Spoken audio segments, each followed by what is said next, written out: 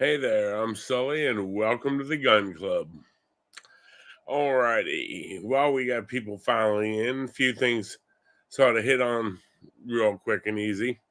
A couple things to touch on. First off, sorry it's been a while since I've been around. I was actually out of town, went down to Texas, had a really interesting vacation down in Houston. It was an anime con, but there were also a bunch of YouTube folks there. Got to meet some people who I had always seen on stream. Got to meet a bunch of them up close, personal, chat with them, shoot the bull about all sorts of different things. Even got to have a couple of adult beverages with them in the bar and catch up. So definitely fun getting a chance to sort of meet people off the stream, meet people, chat, and hang out. I was far from one of the big wigs there. I was like this little bitty thing over in the corner, but on the other side of the coin, it was still fun for me, and also a fun weekend out of the house.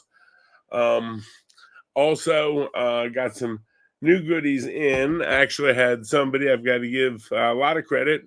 Made me this wonderful, wonderful hot and cold beverage mug. Don't know how well you can see that one, but it's a very nice beverage mug. It was actually done by a lovely lady for me that I can use while I'm on stream here. She did a custom decal, put it on, and it's got the Sully up on the back of it there. So got to give her a great big thanks for that. Much respect to her for her beautiful work. She actually did some other sticker work for me and has done some other decal work for me for my full time business. And so when she heard I was doing this and I sent her this, next thing I know, she brings this down to the house about 2 weeks later. And she's like, "Are you sure it's okay?" And I'm like, "Oh, it's amazing." And she does absolutely amazing work. So definitely got to give her all the respect in the world because that was definitely very nice of her. Actually, I'm probably going to get her to make a couple more of these in different colors. I may be giving them out to different subscribers, either on here or in Rumble or in locals or different places like that. We're currently running live, if you didn't know, on both Rumble and locals. I'm dual streaming this at least for right now. Uh, Also doing it on YouTube. If I think we're going anywhere today that will get me in YouTube trouble, I'll go ahead and DC the YouTube stream and just continue it on Rumble. I'll warn you all before I do that. It's just one of those things that, well, it is what it is. We deal with some topics here, and I know we'll be dealing with some topics here that may be a little bit on the rough around the edges side. And before we get too far into those, I'll warn everybody where we're going because there are a couple of tough topics we're going to deal with tonight. And we're going to read an article that's not a particularly pleasant article. And I'm not going to read it word for word. I'll show you all the link to it and everything else. But we're going to be dealing with, kind of a little bit of a dark topic tonight.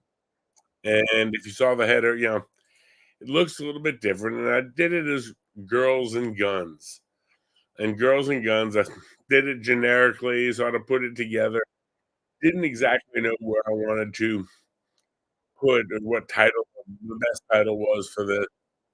And a lot of this stream and a lot of this comes from, well, quite frankly, the article I'm gonna be talking about later. It came across my desk and across my feed a little while ago, and I read the article, and it really got me. And about in the same place that, when we talked a few months back and we were discussing, what happened and the appearance that Anna Kasparian had on Ben Shapiro's show. And when she was talking about, here she was out taking her dog for a walk, and a couple of guys come up and decide they're going to grab her and, start doing the Humpty dance. And, that kind of stuff, it bothers me. And it's not that it's like some kind of personal trigger or I was attacked or it's no.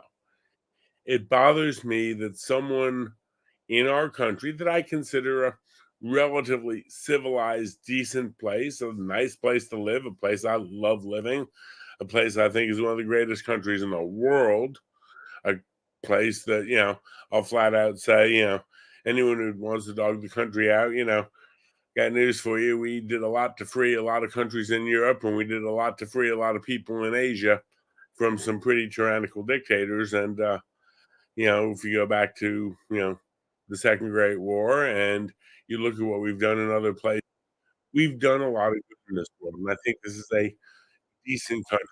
Perfect? No, I don't think perfect exists. That's some kind of utopia out there of rainbows and unicorn poop. But a country that I think is a pretty damn good country that I consider to be relatively civilized, and that a female, a lady, regardless of what you may think about Anna's political view, and she and I can argue politics probably till the day is done, but the fact that she would be a human being, regardless of her political view, subjected to something like that, it's like that gets me a little bit. And I'm not trying to go out and save the world, but if you read about Jeff Cooper sheepdogs, well, the tendency is naturally there. And so from that standpoint, with her talking about what happened to her and everything else, that bugged me. Well, the article that um we'll be talking about later today kind of bugged me a little bit too.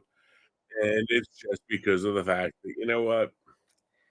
It is what it is, and it's a shame that it happened, and we'll get into that later, but I wanted to do something more for females and firearms, girls and guns, what, whatever you wanna call it, because, I think as an instructor and as a voice in the firearms industry, even though a puny little voice over on the side, with about 220 subscribers on our channels, I wanted that voice hopefully to resonate. Maybe a couple of other instructors see this, and we all try to, as a group, try to work to deal with this issue, address this issue. Um, Firearms, by their nature, are the great equalizer. You can take a 5'2", 138-pound female, and she is not going to, with all the judo training in the world, going to be much when confronted by a 6'2", 250, 275-pound male.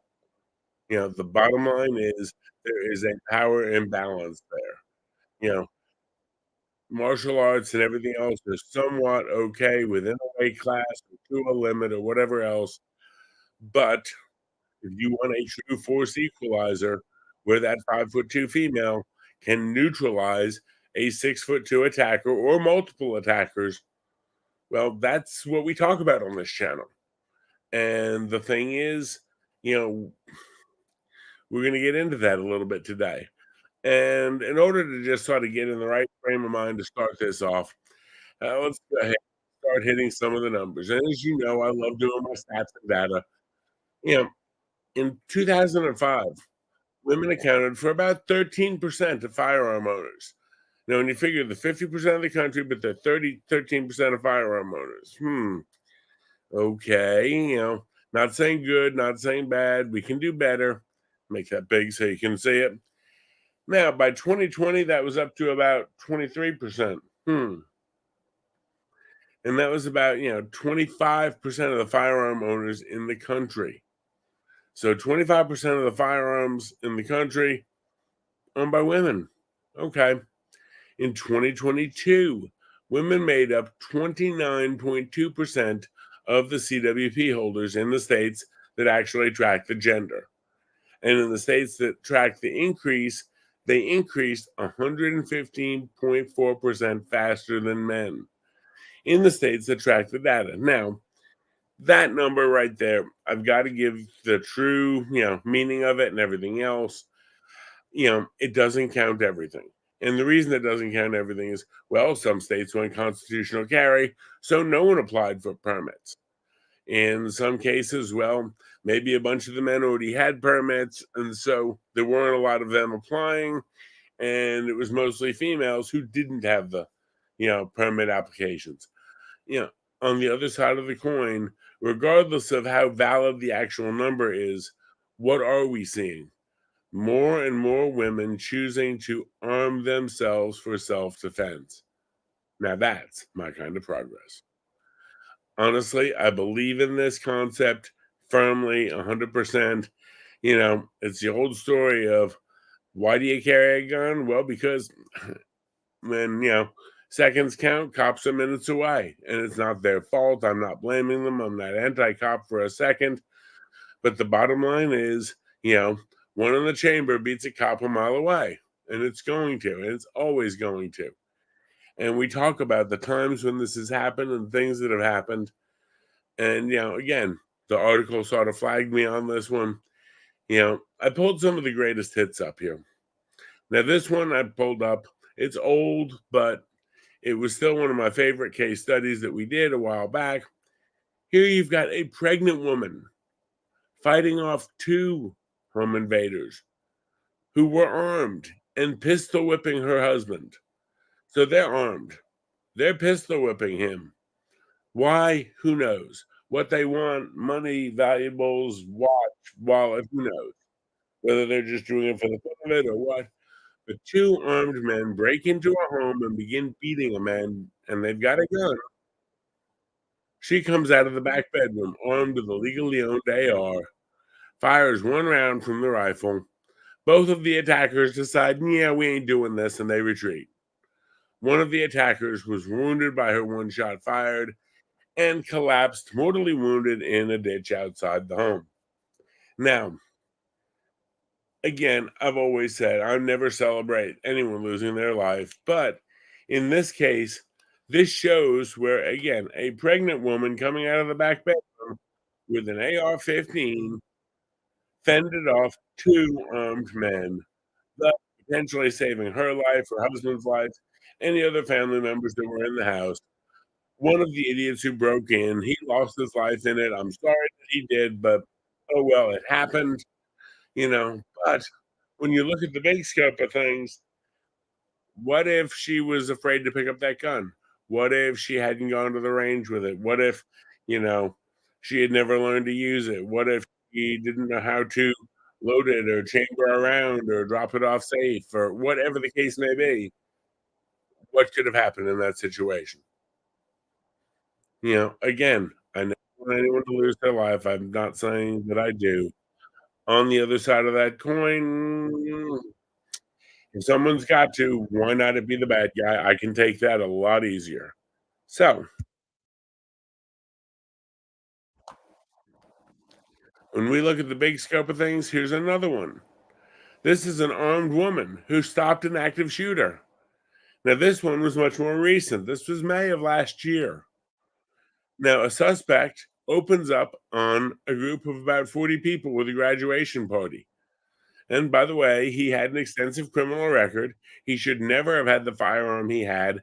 How and where he got it, well, it's to me, it's the old story of we can put all the gun control rules in place and they don't stop people from getting guns. We've proven that. How many times over we have to prove that crap? But on the other side of the coin, she's armed with an AR, or she's armed, excuse me, with her personal handgun and takes down the guy with the AR, and he ends up deceased at the scene. So, from that standpoint, let's look at it for a second. First of all, she was trained. She was able to obviously engage him successfully on target. And you've got an active shooter shooting at 40 people at a graduation party. Yeah, real class act there, dude. And he shouldn't have had the gun in the first place. He had an extensive criminal record, but he did. And the best way to stop a bad guy with a gun, in this case, was a good girl with a gun. And, it is what it is. All righty. I see we're getting more and more people coming stumbling on in. Go ahead and tell us where you're from, what your thoughts are. Give us a pound on the plus sign there. And we're going to move on. We've got another one I'm going to hit here real quick. Let's see here. Trying to get the one I want. There we go. Okay. Next one, Des Moines, Iowa. Now, this woman went to the grocery store. The grocery store trip should be simple enough. That should not be a big deal. It should not be a issue, so to speak. But lo and behold, for whatever reason, who knows, how knows, She goes to the grocery store and is attacked. She's attacked by a 30-year-old woman for basically what no reason, and she was able to fight off the attacker and wound her. Now, initially, the police got it as some active shooter in the grocery store. This was during the summer of 2022. Everyone was worried about it, but police went back and reviewed the footage. It showed the woman violently attacking her, and this woman, a lawfully armed CWP holder or CCW holder, gets distance, fights the woman off, and successfully defends herself. No charges filed in the case. Folks, what are we saying here? And we think about, well, it could never happen here. It could never happen to me. I'm not going anywhere dangerous. I'm just going into town to the grocery store. Now, again, I don't know where that woman learned to shoot. Possibly her mom taught her, or her aunt taught her, or her dad, or her brother, or her best friend, or she learned them. I don't know anything about where she learned to shoot. But that woman's ability to handle herself, handle her firearm, handle a situation is what stopped a violent attack against her. What if she hadn't been armed? What if she hadn't worried about bringing it because she's just going grocery shopping? What if she didn't know what she was doing and couldn't hit the broadside of a barn with it? What if she missed and winged a civilian or winged a non-combatant? No. Her ability, her confidence in carrying it, and her proficiency with it, and her able to respond appropriately to that, hey, guess what? Pays dividends. Pays dividends. Let's go to the next one. This one's a really scary one because we talk about, oh, well, in the grocery store, in the mall, someone here or someone there, at a party. 26-year-old woman, or excuse me, a woman wakes up to find her 26-year-old neighbor in her bedroom. Yeah, that's the rude awakening 101. Wake up to find your 26-year-old neighbor in your bedroom. She tries to call 911. The struggle ensues. She's able to get some of the message out, but not all of it. He's fighting with her over the phone, which to me at that point, he didn't just accidentally go in the wrong apartment. If she's calling 911, he's fighting her over the phone. He's got some pretty malicious intentions, I think. Then she was able to get to her legally owned firearm. Now, she'd already called the cops. She did everything right. She called 911. And by the time they can get there, well, yeah, she had fatally shot the suspect. And the police chief said it appeared to be self-defense. They went back and they were reviewing the whole case. But if you think about this, you wake up to find your neighbor in your bedroom. And this is an apartment complex. Folks, yeah. What could have happened had she not had the ability to defend herself? The tool, the training, the ability. I bring these up because these ladies involved in all these cases learned to shoot. They didn't go to the gun range and get, put off by some jackass instructor who's trying to be Mr. Alpha Male. They didn't get told by, hopefully, they didn't ever get told by men in life, or at least not enough to dissuade them from getting armed, that, oh, you don't need to worry about that. Just be another pretty face. These ladies are potentially alive today because of their ability to defend themselves, having the tool, having the training, having the confidence to use it successfully. How about this one? Salem, Indiana, right in the heartland of America. This one's last week. Woman shoots man who is holding her husband at gunpoint. Yeah, at gunpoint. This one was a good one. Read the article a couple times over. Suspect pulls in through the front yard of the couple's home, screeching to a halt. The male resident is outside working in the yard. The suspect exits the vehicle with a firearm, grabs the male resident, puts him on the ground. holds him at gunpoint on the ground. Hmm. How is this going to work out for the home team? Not really well for him. Wife is inside the house, exit the house with her lawful firearm, and successfully shot the attacker, neutralizing the threat to her husband's life, stopping the man who had her husband pinned to the ground with a gun in his head. Now, again, I don't want to see anyone lose their life, but there are 3 people involved in this, and if someone's got to, gotta go with that. Then it was later determined that this guy had previously dated their daughter, and the daughter didn't even live at the house anymore. Apparently, the daughter didn't date this guy anymore. She had some pretty good taste. I don't know who broke up with who, don't know what was what, don't have all that about it. What I do know is this guy went knuckin' fuck, did this, and voila, we see how it worked out at the end of it. You know, you think about what we'd be reading in the paper had this woman, or the last one, or the last one, not had the ability to defend themselves, not had that tool, not had that training. Folks, it's it is what it is, and we can talk about it and we can go over it and we can discuss it from now until the cows come home. On the other side of that coin, to me, it's just one of those things that these ladies, fortunately for them and for the people around them, were trained and were functional and able to deal with what was going on with their lives at that point. I don't think any one of these ladies wanted to go out and wanted to kill somebody, wanted to take a life. I'm sure that, the vast majority of people involved in shooting situations, and legal self defense situations, they've never wanted to go out and take a life or wanted to be in that position.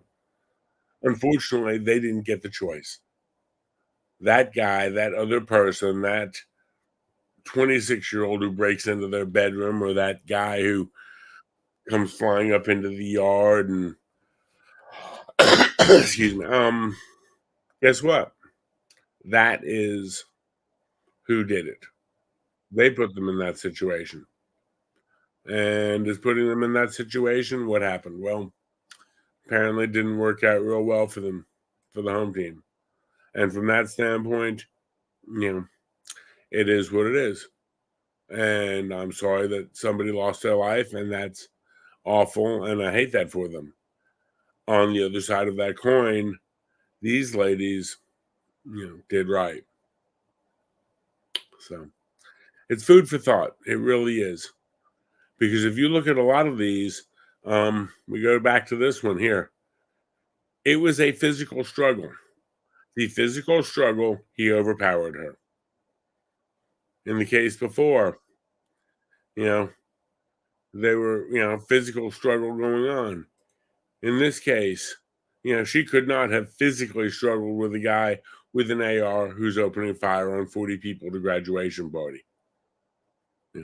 Much like this lady here could not have gone out there and done anything against the 2 men who were both armed, who were beating her husband. So we really get to the point of saying, okay, where do we go from here? As firearms owners, as firearms aficionados, firearms instructors, whatever you want to say, you know, I support 110%, training, arming women, teaching them. And I think all the instructors need to sort of work through dealing with the how we can get more women trained, get more women on our side, get them involved in our hobby, our pursuit. You know, if you've got a woman in your life who is all pro gun and has 14 of them, fine. Buy her 50. Take her to the range. Go out, have range time together. Being armed and protecting yourself and protecting your family and the 2A right of self defense is not just for half of society. We need to make sure that the other half of society knows we want them to join our side. We want them to join our side, and we'll take them out to the range anytime. And for the record, I've taken more than my share of people out to the range and helped them get trained, help them get their permits, help them get, more information, whether it's just hands-on training or it's actually a CWP class. We need to do it. Now, mhm, here's where we're going to get a little deep. The article or the reading material that spawned my want to do this stream and my thoughts of this stream were, well, it came out in townhall.com on July 26th, and it was written by a young lady named Kerry Slone. Now, I don't know her, never talked to her directly. We have spit back and forth on Twitter a couple times since this article came out, and she is, not only a firearms instructor, she's also involved as a director of education for the Crime Prevention Research Center, the CPRC. Folks, if you're ever looking for really, really good quality, honest crime prevention research stuff, crimepreventionresearch.org, they're the MacDaddy.com. I love it. That's where I get a lot of my research from, a lot of my numbers. And they also do a lot to really not only support 2A rights, but debunk the bad science out there. When I do a lot of debunking myths, I read their studies and they show what the fallacies are with the bad studies. And I've seen Kerry Slone on a couple of podcasts, much bigger ones than this. But apparently, definitely got she knows from what she talks, and we're going to read this article a little bit. Now, I put the note on there about trigger warning. Folks, I'm going to say what it is. It's nothing gruesome or bad or anything else, but there is an honest discussion of the domestic violence concept in this. And when we talk about domestic violence, a couple weeks ago, about a month ago now, we had the woman come home from going out to dinner with a friend. And lo and behold, her husband, for whatever reason, decided to be drunk, decided to be a jackass, and begins hitting her and ends up with her pinned to the floor. She gets her concealed carry out of her purse and puts one in his leg and thus stops the attack. I mean, fortunately, he lived through it, but would she have lived through it? She's on top of you, choking you. I'm glad she was able to get to her purse and say, no, no, no, no, no, stop that shit. You know, think about it again. Anna Kasparian, she's in California. If you're not familiar with her, she would be the first one to say, "Oh God, why did they use a gun?" If I went out there right now to protect her, she'd be the first one to yell at me for crossing state lines with a gun. But you know what? I can say that people in our society, the 2A society, would pretty much all have issues with someone grabbing her while she's trying to walk her dog. Would have issues with these idiots, grabbing these ladies. So it is what it is. But yeah, this article, like I said, was published out July 26th on townhall.com. If you subscribe there, great. If not, it's also posted over in CPRC in July 27th. You're going to read little bits and pieces of it here. On Monday, July 17th, Lance Logan brutally murdered 64-year-old Carolyn Williams in her Hartford, Connecticut home while she was on the telephone with 911 operator. He also beat her 30-year-old son. He hit me again. Stop it, stop it. He has a weapon, she told 911 immediately before being murdered. Logan had prior convictions for domestic violence and a number of other felonies. His previous convictions included 2016 domestic assault, for which he had a 5-year suspended and 3-year probation, so no actual prison time. He is now facing charges of murder, assault in the second, violation of protective order. It was, even prior to this day, illegal for him to own guns, but he still had 2 firearms, a sawed-off shotgun and a pistol. No, there was no AR-15 involved, and it didn't involve a pistol brace or a ghost. And but this case clearly illustrates the limits of protective orders when someone is intent on murdering the victim. If the murderer is willing to risk a life sentence for murder, an additional 5 years in prison, and a $5,000 fine for violating the protective order won't deter him. It's an important problem. Reportedly, 76% of women murdered by someone who had been an intimate partner were stalked prior to the murder. Let's hold on that stat for a second.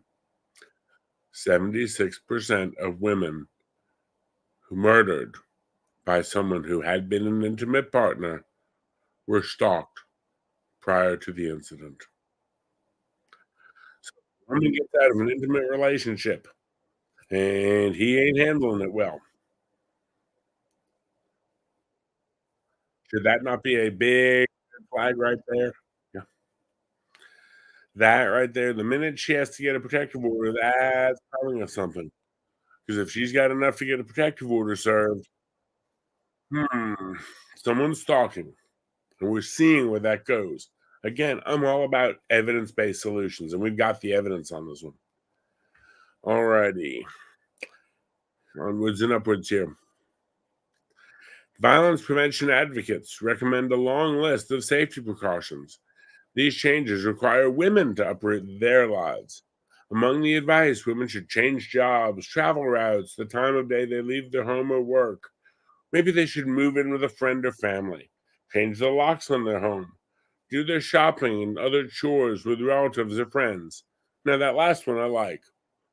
If you, for whatever reason, can't get, don't own, haven't been able to get a carry permit yet, definitely find you a friend who does have one, and definitely the safety in numbers. I'm 100% on that.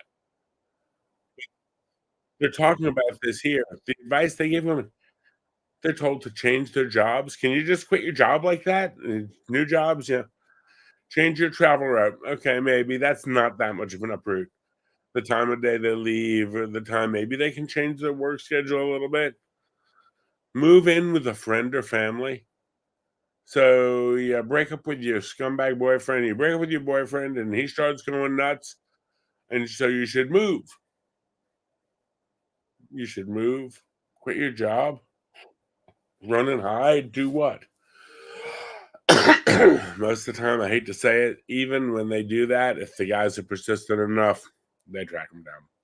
But okay. Now, doing shopping or going out with friends and family, I can recommend that. That I can be solid with that. Okay. Advice among the advice, let's see here. A few recommend women should practice martial arts such as judo, jiu-jitsu, karate, or boxing. But the most obvious answer is missing from these lists. Women should get concealed handgun permit and a firearm. Hallelujah and amen, Kerry. Yes, 100%. The greatest force equalizer. Again, think about it. I'm going to go down this road. If the lady has not already started or had some background in judo, jujitsu, karate, or boxing, is she going to learn anything in the first few weeks when he's following her around and he's hell bent on trying to do something? I mean, yeah, if he gives her a year or two to train up, or 6 months or a year to train up, maybe that'll do some good. But in very short order, you can become very proficient with a firearm and thus provide a little bit better protection. And this article, again, you sit and you read it, and it's like, wow. Now, this again was written by Kerry. It goes on. As a victim of domestic violence who has suffered broken teeth, fractured bones, and other permanent physical injuries, I'm acutely aware of how important it is to protect victims. Again, her talking. She's been down this road. She knows what she's talking about. Unfortunately, men are typically much stronger than women. Her saying it, not me, particularly in upper body strength. ladies, don't come at me in the chat. You can give me a thumbs up over on the Rumble channel. You can yell at me if you want, but this is Kerry saying this. This is her saying this. Men tend to be fast runners, and even well-trained women often struggle to defend themselves against much larger and stronger men. A firearm represents a much bigger change in a woman's ability to defend herself. Men can readily hurt a woman without a gun, but if a woman is already in direct physical contact, so the attacker can take away their gun, they're already in trouble. Okay. Peer reviewed research shows that murder rates decline when people carry concealed handguns, whether men or women.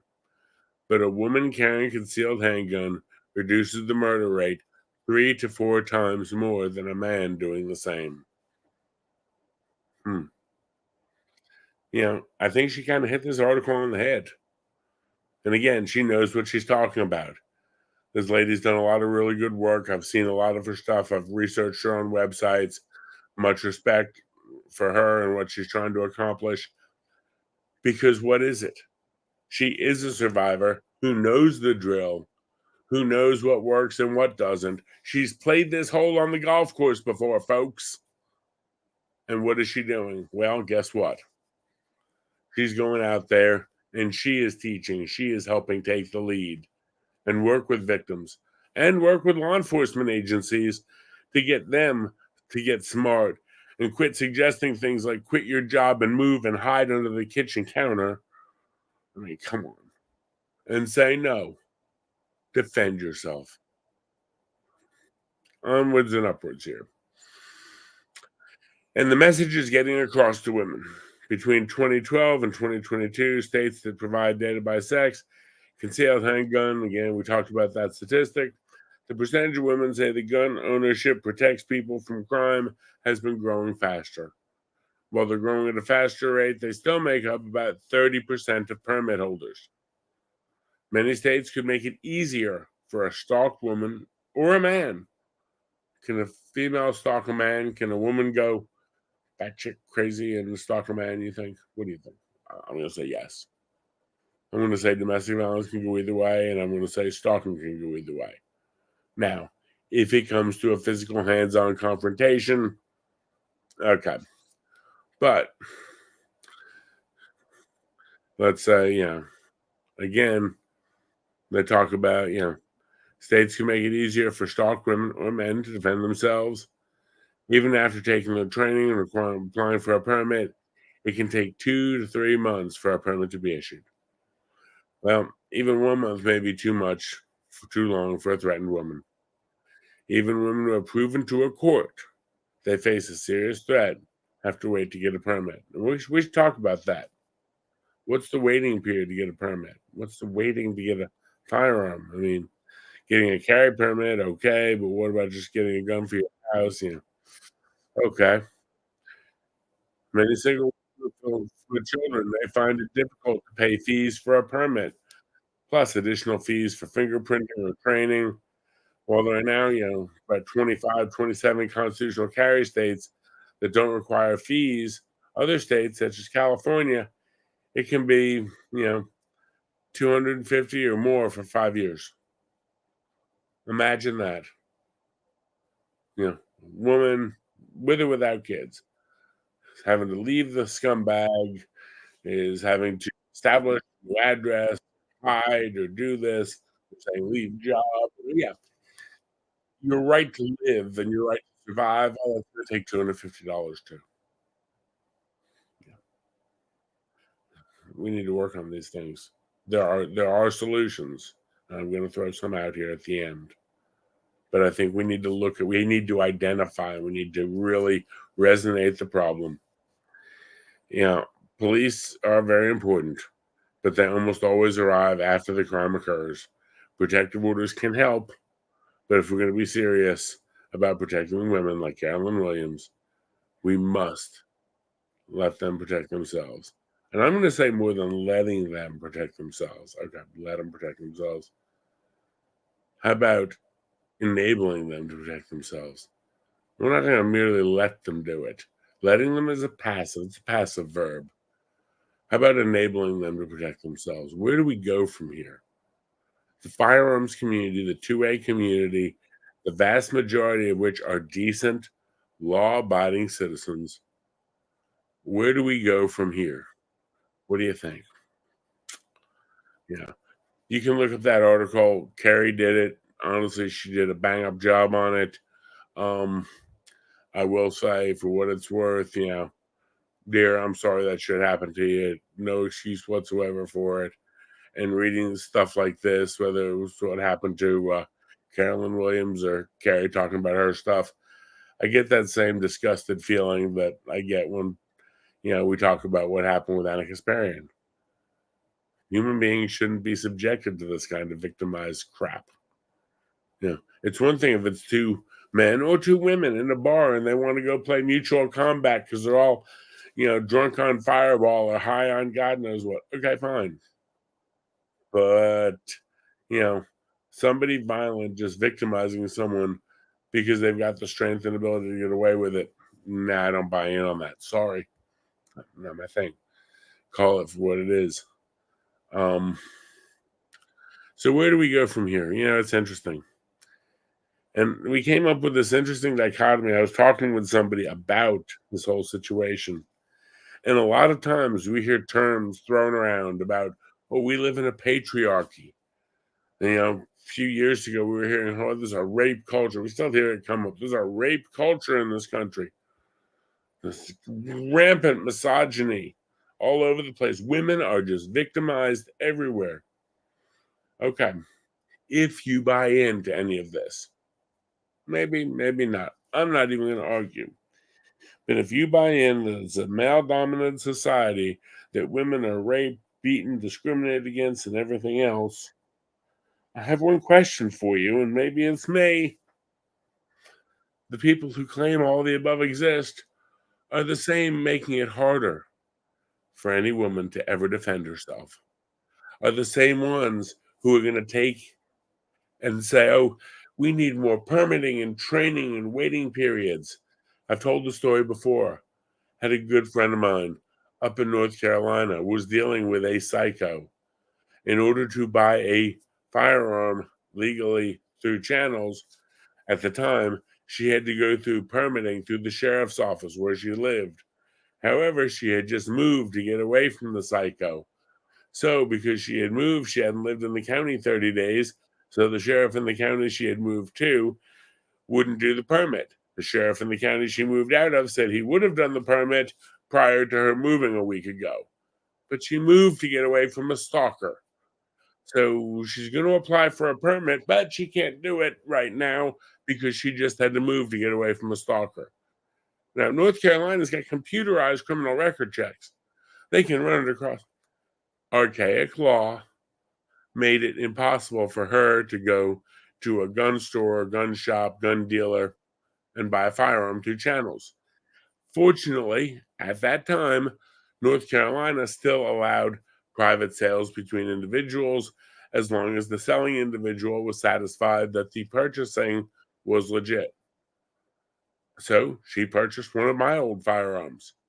It wasn't one that I wanted to get rid of. It wasn't one that I didn't like. I wasn't really in the mood to sell it, but I sold it to her temporarily with the deal that whenever she got hers, she was going to sell it back to me. Laws made it virtually impossible for her to defend herself from the idiot who was calling her 20 times a day saying, if I can't have you, no one can. And just to let you know, I wasn't like dating her at the time. It was actually a friend of the woman I was dating at the time. And my girl I was dating came to me and said, you deal with this stuff. You deal with this firearm stuff. What can she do? She can't get a permit. Why can't she get a permit? Well, because she moved. When she moved to get away from him, yeah. I heard the story and I was about sick. Things like this, folks, if you're in the political side, and I'm not going all down the political road, if you're in the political side, stuff like that needs to be fixed. We need to do something to fix it. Where do we go? We know firearms are the great equalizer, allowing smaller, lighter females. Kerry said it, not me. Don't kick my ass. Go fight the redhead, not me. Now, we as a 2A community need to figure out how can we break down these barriers. And there's a big barrier there. And when women want to join our ranks, we need to welcome them in wide open, teach them, encourage them, support them every which way we can. What are some of the other barriers we see? Well, I know one barrier, and they identified it in the article. Now, in South Carolina, where I'm an instructor, we have some interesting laws. What do you call? They now have no charge at the state level for a CWP permit. You still have to pay to take the class, from whatever person you take it from, but there's no charge to actually get it from the state. Okay, great. All for that. That broke down a barrier when the Freedom Caucus got that done a couple of years ago because they no longer have to pay. I think it was $50 or so to get it. They no longer have to do that. What are some of the other barriers? Well, the cost of the class. As instructors, could we do something? And I'm throwing this out there, and could we as instructors do something and say, look, when we're faced with a person, female or male, I don't care, who is in a stalking situation and says, look, I need to get my permit ASAP, would we be willing to say contact our local law enforcement or our local victims advocate and say, look, if you call me as the victim's advocate and say this person needs the training ASAP, that we can arrange a discount class for them when it's referred by the victim's advocate and not make any money. You know what? Could we donate our day to help someone? Again, I'm not saying for everybody, I'm saying referred by the victim's advocate or referred by law enforcement. Yeah, this man, lady, whatever, is in a violent situation. They need quality training ASAP. And could we not do something to expedite that? And yeah, it might take a little bit of our time and it might do a little bit of damage to, our profit motive at the end of the year. And you know what? Maybe I'm just being overly altruistic or stupid or something. And I know that being nice doesn't always pay the bills, but is it not the right thing to do? On the other side of that coin, how about at the state level? So, okay, we do this. We figure out a way to get them a discount class somehow. And we can figure out some options. Then they get all their paperwork and they apply for the permit. Well, in the state, it doesn't cost anything. In this state, it doesn't cost anything. If you are a state where it costs something, could that not also be something that they were able to discount somehow? Because again, we know the law says law enforcement has no duty to be there for you. Fine, fine. We get that. So if they're trying to take care of themselves and they've got a documented need through, again, a court order, victims advocacy, whatever else, could we not do something to discount the cost of their permit, at least the first time around? Possibly even do something to expedite their permit? I'm not saying give a permit to an unqualified person. What I'm saying is move them to the front of the line to get the permit because of the fact that they're in this situation. To me, this would make a lot of sense. I think we could do this. Might be something worthwhile doing. What else can we do? Well, we need to support more female instructors out there. And when I say that is, let's face it, a lot of these ladies coming out of these situations may want to go with a female instructor more than a male. So we need to help encourage females not only to become instructors, but stay instructors. We need to support organizations that help women obtain training. Now, I posted up there the wethefemale.net. I am not affiliated with them. I am not part of them. I don't do anything with them. However, that is an organization that Kerry Slone, the lady who did that article, started. She is an instructor. She started that organization. Look into them. Can we support that? Even if we're not gonna put the time and effort out to go teach extra classes or teach free classes or discount classes, could we support an organization that helps women in need get training? Hmm. Expediting permit and training requirements for DV victims, again, regardless of gender. I don't care if it's he left her because she was beating him up and, now she's threatening him and he needs to expedite his carry permit. You know what? It does happen. I'm not saying it's frequent or it's regular or whatever else, but to go out there and expedite permits, expedite, move it to the front of the line. Now, I'm not saying again, issue it to someone who's not qualified, but expedite them a class, expedite their background check, expedite their permits. Work through waiting periods. Work through, I mean, if now again, we used to charge like $50 here. You know what? If we start charging 50 and they could do it for 10 instead, could the state take the $40 hit? Hell yes. Hell yes. Let's do this and let's go through. And again, whether the victim of domestic violence is male or female, black, white, yellow, purple, I don't care. I don't care the gender of the couples. Let's say it's, Mr. and Mr. get in an argument. Fine. Mrs. and Mrs. get in an argument. Fine. Whatever the case may be.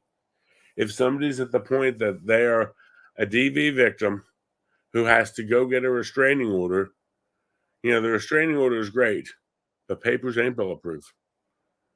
The one way, if someone is stalking, someone is harassing, the one way to, give that person the ability is basically, well, unless you can put a cop riding around with them 24/7, let them at least carry their own service weapon. And that's something I think we as a firearms community and as a Pro 2A, as a liberty community, need to work on. And I'm also going to throw this out that I am going to be reaching out to some of my local legislators at the state level to see what they can do to put a bug in their ear and say, look, I get it. You all deal with a gazillion things a gazillion times. Do you think that this could be something that our state could look at doing? I'll let you know how it turns out. I think it's got a lot of potential, a lot of possibility from there. It's something that I feel is valid. It's something that I feel is needed. It's something that, again, we've seen one too many of these. I'm not certain. I'll let you know in the next, probably next stream, what's going on. We had a shooting that happened in a condo about 10 miles from my house. I know that the last name of the lady who was killed in her condo and the last name of the male who was arrested very nearby for her killing was the same. Don't know any more beyond that. But, you know, I'm going to wait. I'm going to see what goes on with that. But again, it is what it is. Folks, we need to be smart. We need to be safe. And we, as firearms owners, firearms instructors, firearms aficionados, gun nuts, we need to go out there and we need to realize that, the DV, domestic violence rates are disgusting in this country. And that a lot of times that's only what gets reported.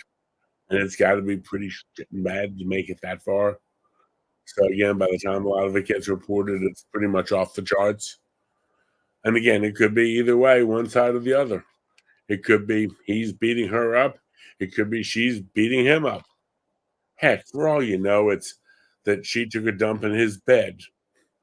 You know, what would you say? What, an amber turd in the bed? I don't know. Anyway, man, I like that cup. That's sharp. But, folks, we need to do something about this. Again, we are the firearms experts. I won't say everyone's an expert in the channel, but as instructors, as enthusiasts, let's go and let's show the world, let's show the country, let's show everyone that firearms actually have amazing use as a tool, as a way of protecting the vulnerable, potentially saving these ladies' lives, potentially going out and doing great things to make sure they can sleep safely at night. It is what it is. Well, that's all I've got for today. Look forward to some new stuff coming out. In my 2 weeks off, I had a lot of time to do a lot of outlining. If you haven't noticed, I like sort of doing PowerPoints. A lot of times, stats or data, the instructor and me comes out a little bit. We're looking at doing a deep dive into some stuff involving shotguns and their uses and different information about shotguns, possibly a series of 2 or 3 videos just all about the shotgun. 'Cause, well, I think they're one of the most overlooked tools in both home defense, survival, prepping, whatever else. They're incredibly versatile. So we're going to get into some stuff about shotguns coming up. Beyond that, we're going to possibly be talking about some home defense stuff. Folks, what do y'all have in the chat? Thank you all for being here. We've got about 10 people, it looks like, on Rumble. Got a few over here in the YouTubles. Questions, comments, observations. At least hit the plusy button or the little thumbs up button. You know, still remember we called it the plus button because it used to be the plus button on the Rumble world. But go ahead, hit the plus button. If you like what we're doing, share it out with your friends. Go ahead, check it out. We try to do as much as we can here to come up with good information, things that are useful. And as always, share it with your friends. Share it with your female friends. Share it with your female friends who may be scared to death to go out and think about doing gun stuff. And share the case studies and say, hey, look, these ladies are able to rock it. You can do it too. Training is training. We can train anybody. It's pretty straightforward, pretty simple. But again, the bottom line is, as long as they're willing, I'll work with them. So it is what it is. Y'all have a wonderful evening. Thank you much. Be safe, folks. Bye.